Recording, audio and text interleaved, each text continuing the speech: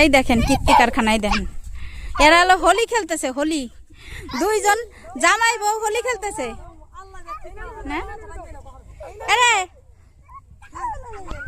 এরা হোলি খেলতেছে, বালি দিয়ে হোলি, বালির হোলি,